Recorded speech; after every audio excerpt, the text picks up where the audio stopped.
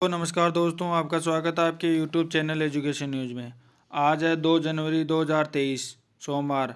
आज की महत्वपूर्ण राजस्थान की शैक्षिक समाचार जो इस प्रकार है, और चैनल से जुड़े रहने के लिए चैनल को लाइक और सब्सक्राइब जरूर करें और अधिक से अधिक शेयर करें। सरकारी स्कूलों में छात्रों के खाते में 200 रुपये आएंगे। बीकानेर। राजस्थान के सरकारी स्कूल में पढ़ने वाले स्टूडेंट के खातों में जल्द ही 200 रुपये जमा होने वाले हैं। यह राशि स्टूडेंट की यूनिफॉर्म की सिलाई के लिए है, जिसका कपड़ा पहले ही वितरित किया जा चुका है। सरकार ने प्रदेश के सभी जिलों के लिए 55 करोड़ 10 लाख रुपए स्वीकृत किए गए हैं। मुख्यमंत्री अशोक गहलोत स्वयं मान चुके हैं कि 200 रुपये में यूनिफॉर्म की सिलाई नहीं हो पाती। कुछ राशि स्टूडेंट के माता पिता को भी खर्च करने होंगे। यूनिफॉर्म सिलाई के लिए आएंगे 200 रुपये 55 करोड़ की बजट पर। एनपीएस से निकाली राशि जीपीएफ में नहीं हुई जमा। वित्त विभाग ने अवधि बढ़ाते हुए दिए राशि जमा कराने के निर्देश। उदयपुर।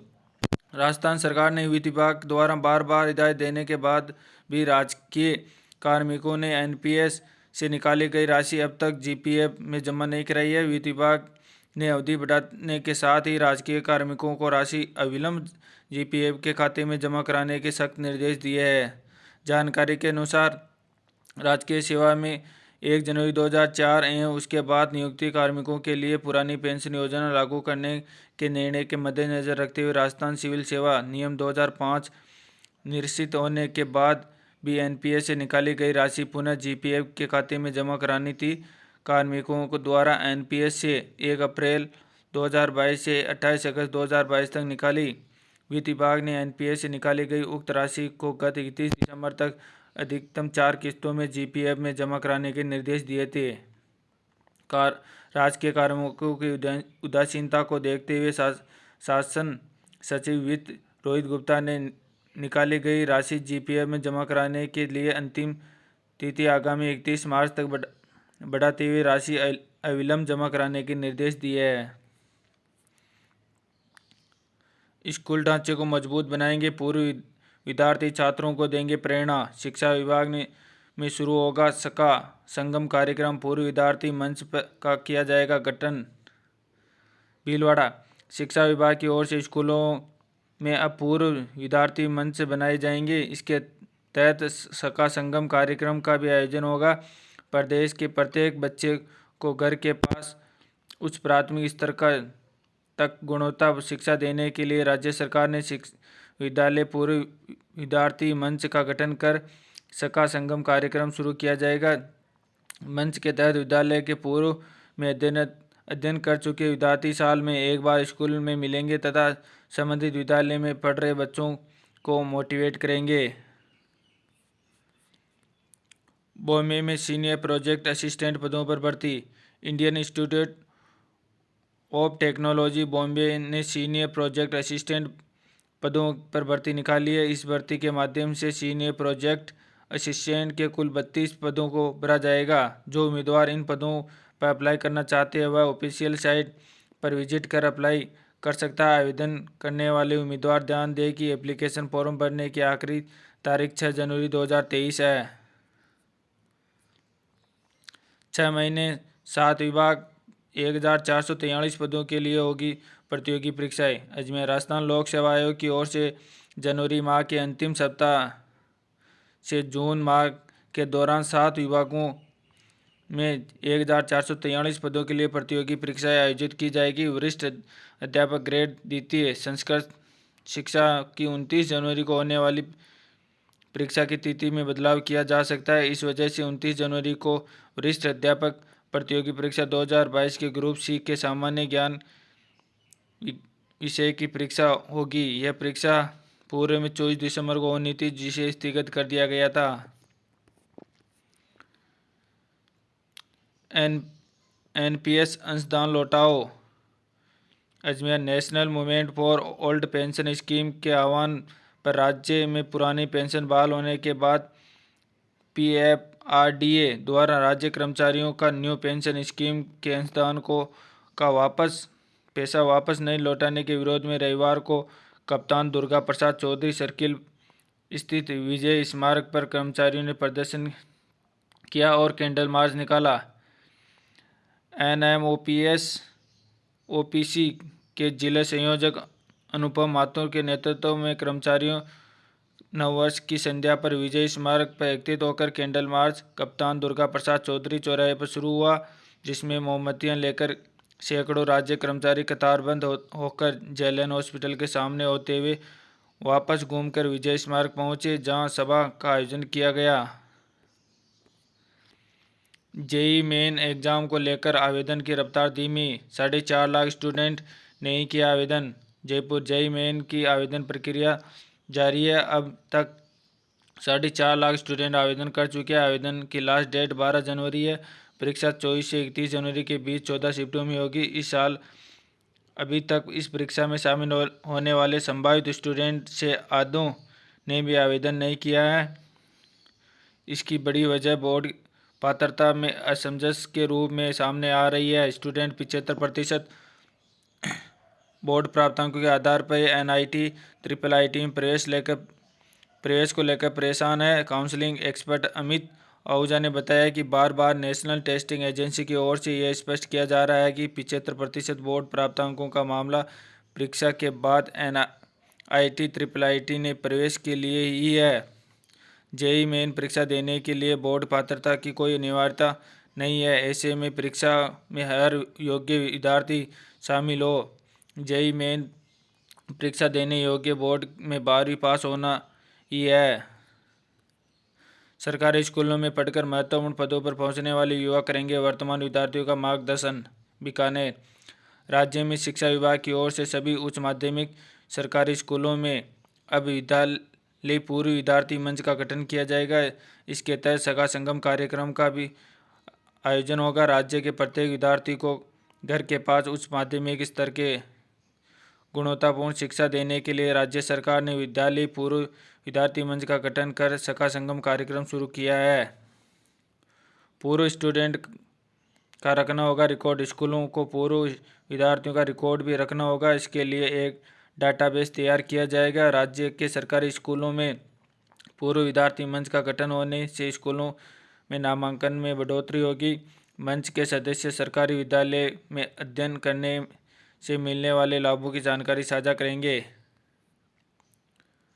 भास्कर कास, गिनानी पवारसर स्कूल के शिक्षक मदन सुतार कर रहे बच्चों को मोटिवेट। क्लासरूम में 7 ग्रीन बोर्ड भी तैयार किए। स्कूल की दीवारों पर टीचर ने अपने खर्च पर बनवाए महापुरुषों के चित्र।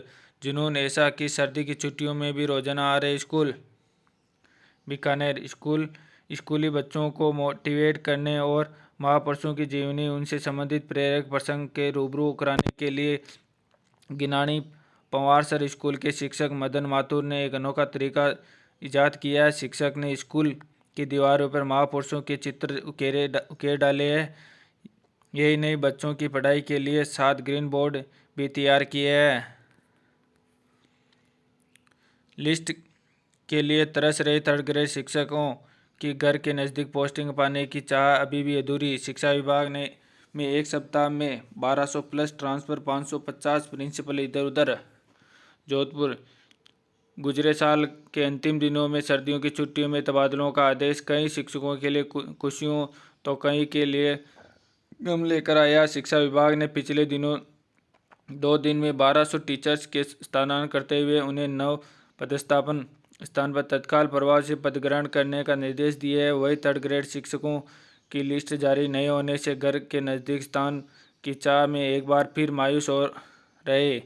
शिक्षा विभाग ने 4 महीने प्रदेश में करीब 1000 से अधिक प्रिंसिपल, लेक्चरर और 2nd ग्रेड शिक्षकों के ट्रांसफ़र किए, लेकिन कई नेताओं अपने चाहते को नज़दीक स्थान पर नहीं लगा सके। 3rd ग्रेड टीचर्स को ट्रांसफ़र का इंतज़ार। 11वीं-12वीं के स्टूडेंट में स्किल डेवलपमेंट के लिए जिले में 1037 व्याख्याताओं को देंगे ट्रेनिंग। जनवरी-फरवरी में ऑनलाइन प्रशिक्षण व्याख्याताओं को मॉडल एवं अन्य कार्य के लिए मिलेंगे 1000 रुपये। चूरू, राष्ट्रीय नई शिक्षा 2020 के पैटर्न को सरकारी उच्च माध्यमिक स्कूल के स्टूडेंट तक पहुंचाने की तैयारी शुरू कर दी है। 11वीं-12वीं क्लास के स्टूडेंट को क्वालिटी युक्त पढ़ाई और उनकी सीखने की क्षमता में बढ़ोतरी के लिए इन क्लासों में पढ़ाने वाले व्याख्याताओं को ट्रेनिंग दी जाएगी। जिले में 1097 और प्रदेश में 34,000 व्याख्याताओं को ऑनलाइन ट्रेनिंग का राजस्थान स्कूल शिक्षा परिषद ने खाका तैयार कर लिया है। प्रत्येक जिले के ब्लॉक में ये ऑनलाइन ट्रेनिंग होगी। इधर यूनिफॉर्म सिलाई के लिए जिले के सरकारी स्कूलों में 1.66 लाख विद्यार्थियों के खाते में जमा होंगे 3.33 करोड़। चित्तौड़गढ़ केंद्रीय रिजर्व पुलिस बल के 1458 पदों के लिए नोटिफिकेशन जारी किया। केंद्रीय रिजर्व पुलिस बल ने हेड कांस्टेबल, मिनिस्ट्रियल और एएसआई स्टेनोग्राफर के 1458 पदों के लिए नोटिफिकेशन जारी किया। शैक्षणिक योग्यता के आधार पर उम्मीदवार की भर्ती के लिए ऑनलाइन आवेदन आमंत्रित किया, जिसके लिए आवेदन 4 जनवरी से शुरू होकर 25 जनवरी तक चलेंगे। सभी पात्र उम्मीदवार विभाग की आधिकारिक वेबसाइट www.crpf.gov.in पर द्वारा आवेदन कर सकते हैं। अब भामाशाह ढूंढेंगे शिक्षक। सरकार ने वार्षिकोत्सव का बजट 10,000 से घटाकर किया आधा। अब मेधावी विद्यार्थियों के सम्मान के लिए भामाशाहों से उम्मीद। सम्मान में 50% कटौती। अब 5,000 में मनाना होगा वार्षिकोत्सव। प्राथमिक स्कूलों में 3,000 से करना होगा आयोजन। बांसवाड़ा मेधावी विद्यार्थी व भामाशाहों के सम्मान में 10,000 खर्च होंगे। इस सरकारी बजट में तो ट्रॉफी तक नहीं आ पाएगी। शिक्षक संघ। राजस्थान स्कूल शिक्षा परिषद के मुताबिक इस बार वार्षिकोत्सव व पुरस्कार वितरण समारोह का आयोजन किया जाएगा, लेकिन सरकार ने इस बार कार्यक्रम में दिए जाने वाले बजट में कटौती कर दी है। जानकारी के अनुसार राज्य के 64,000 सरकारी स्कूलों में वार्षिकोत्सव एवं पुरस्कार वितरण समारोह का आयोजन 6 से 28 जनवरी के बीच किया जाएगा, लेकिन इनका सफल आयोजन कैसे होगा, इसको लेकर आयोजन करने वाले संस्था प्रधान असमंजस में है, क्योंकि समग्र शिक्षा की ओर से माध्यमिक स्कूलों को 5,000 और प्राथमिक स्कूलों को 3,000 रुपये का बजट दिया गया है। सीटेट परीक्षा के लिए कोविड का सेल्फ डिक्लेरेशन देना जरूरी। केंद्रीय माध्यमिक शिक्षा बोर्ड द्वारा आयोजित की जा रही केंद्रीय शिक्षक पात्रता परीक्षा सीटेट में बैठने वाले अभ्यर्थियों को सेल्फ डिक्लेरेशन भी देना होगा। इसमें बताना होगा कि वह कोविड वाहक नहीं है। यह सेल्फ डिक्लेरेशन परीक्षा केंद्रों पर एंट्री से पहले मांगा जाएगा। एसबीआई 1,438 पदों पर अनुबंध के आधार पर होगी सेवानिवृत्तों की भर्ती। एसबीआई ने सेवानिवृत्ति अधिकारी कर्मचारियों और पूर्ववर्ती सहयोगी बैंक के लिए अनुबंध के आधार पर 1,438 पदों में भर्ती के लिए अधिसूचना जारी की है। उम्मीदवार इन पदों के लिए 10 जनवरी तक ऑनलाइन आवेदन कर सकते हैं। सीबीएसई प्रायोगिक आज से मुख्य परीक्षा 15 फरवरी से। केंद्रीय माध्यमिक शिक्षा बोर्ड की 10वीं व 12वीं की प्रायोगिक परीक्षा तथा इंटरनल असेसमेंट सोमवार से शुरू होंगे। 14 फरवरी तक ये परीक्षा चलेगी। सीबीएसई की ओर से प्रायोगिक परीक्षाओं में आयोजन को लेकर स्कूलों को लेबोरेटरी को सही रखने व एक्सटर्नल एग्जामिनर के अनुसार डेट तय रखने के लिए निर्देश दिया है। अजमेर रीजन में राजस्थान, गुजरात के स्कूलों में यह परीक्षा आयोजित होगी। धन्यवाद दोस्तों। आज की महत्वपूर्ण खबरें इस प्रकार थी। वीडियो अच्छा लगे तो लाइक और सब्सक्राइब करें और अधिक से अधिक शेयर करें।